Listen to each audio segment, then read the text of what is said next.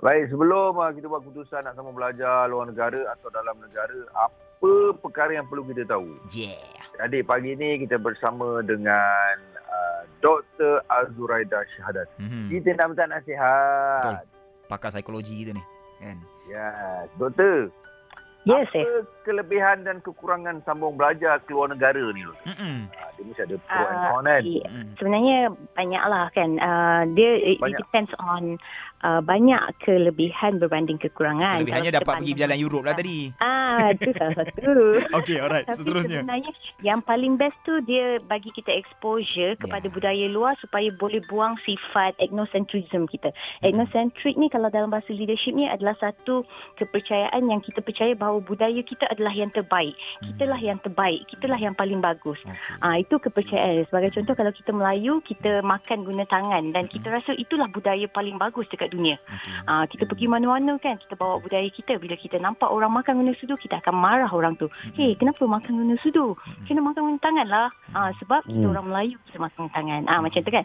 Tapi kalau kita belajar kat luar negara, kita akan dapat exposure tu. Kita akan tahu terdapat banyak sangat budaya-budaya yang kita kena hormati. Kita akan belajar pasal diversity kan.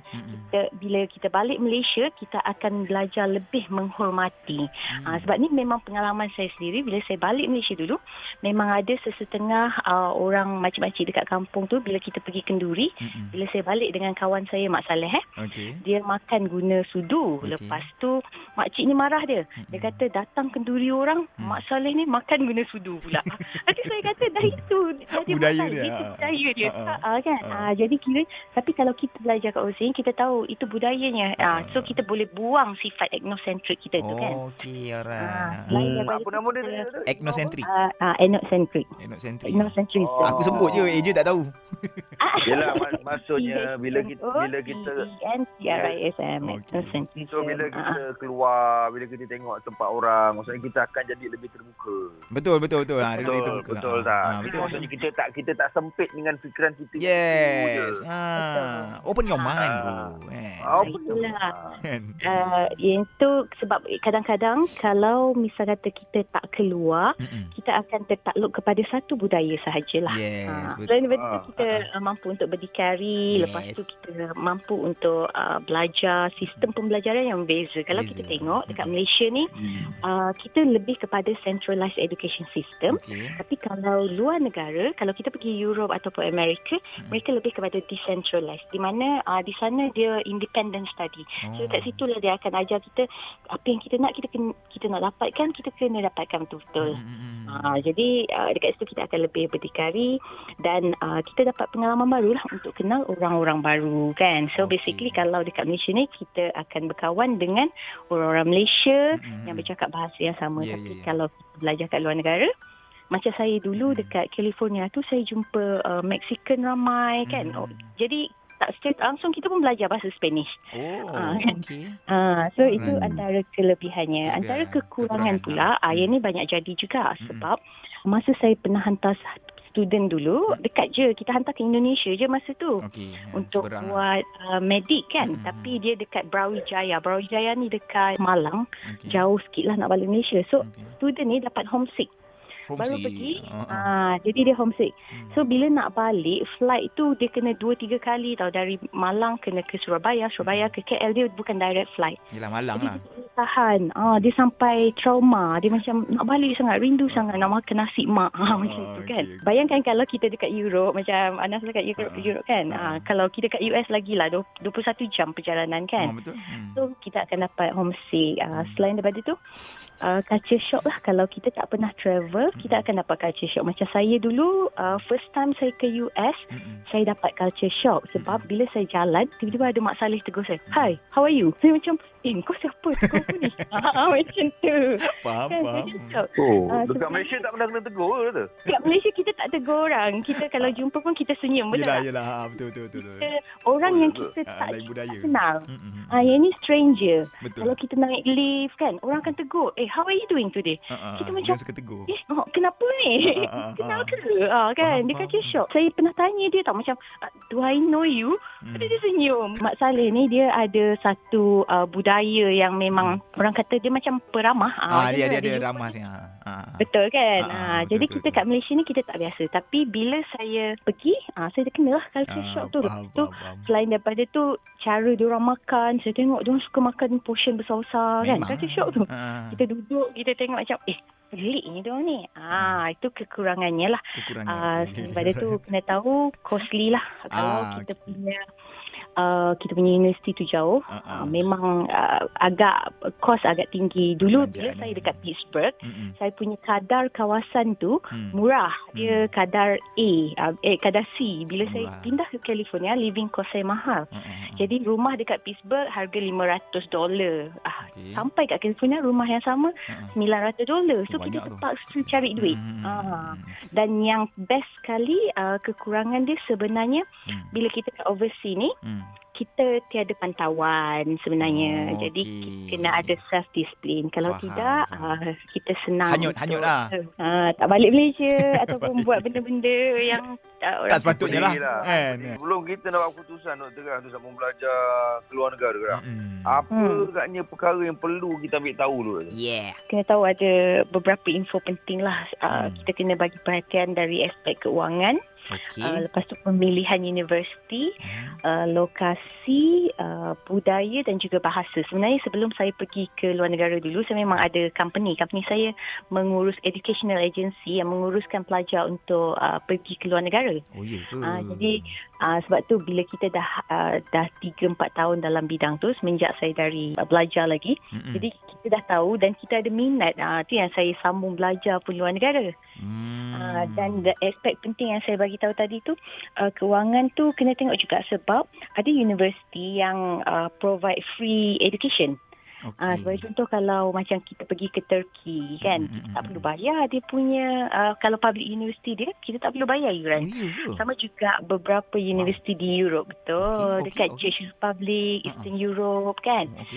Yang itu kita tak payah bayar. Termasuk dekat Germany. Cumanya kita kena belajar bahasa dia. Kena power situ kan? Kena tahu. Tapi kalau kita ada duit lebih, lepas tu kita tak kisah universiti tu jauh ke dekat ke, makanya kita bolehlah pergi negara favourite kita.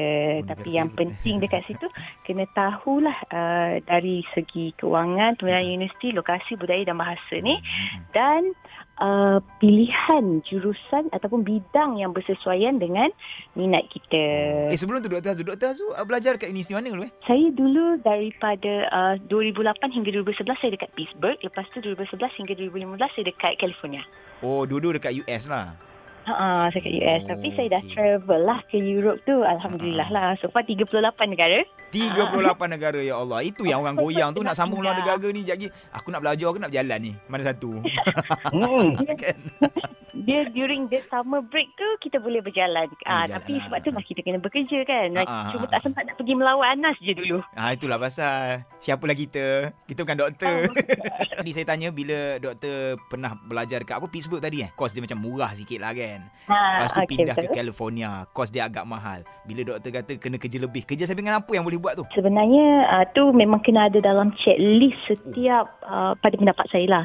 Setiap pelajar yang belajar kat luar negara, memang kita kena cari part time kerja untuk tambah pengalaman. Selain daripada tambah duit lah kan. Kalau dekat, macam saya dekat US dia hanya membenarkan 21 jam sahaja seminggu untuk bekerja pelajar international ni kan.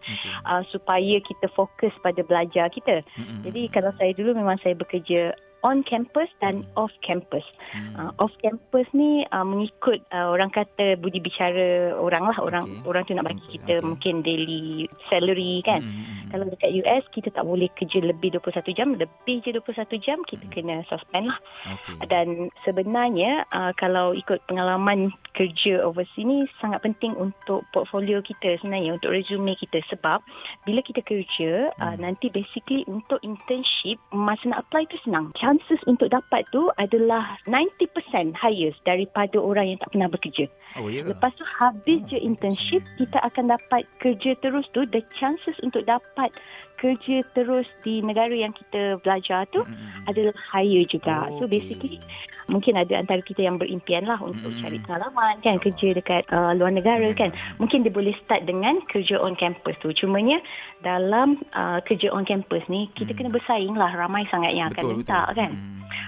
Tapi dalam macam kes adik ipar saya, dia memang dapat kerja dekat on campus, lepas tu dapat internship, lepas tu dapat sambung terus, dapat green card ke apa macam tu lah untuk tinggal di sana.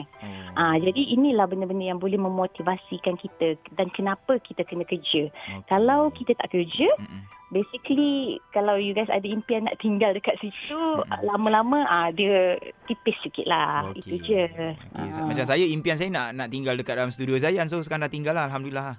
Dah tercapai. Alhamdulillah, impian jadi kenyataan. Okey Doktor, tapi ni ada soalan daripada adik-adik kita lah kan, yang baru dapat keputusan SPM ni. Dia kata keputusan dia tak berapa nak cemerlang, tapi dia kata ada harapan ke kalau dia nak belajar dekat universiti? Tak kisahlah universiti mana, cuma nak masuk universiti, ada harapan ke tak? Sebenarnya ramai yang tak tahu kalau result SPM kita tak berapa nak okey, anda masih boleh sebenarnya sambung belajar kat luar negara. Jangan orang kata bantutkan dan limitkan kita punya pemikiran tu, kata alamak result SPM saya tak okey, saya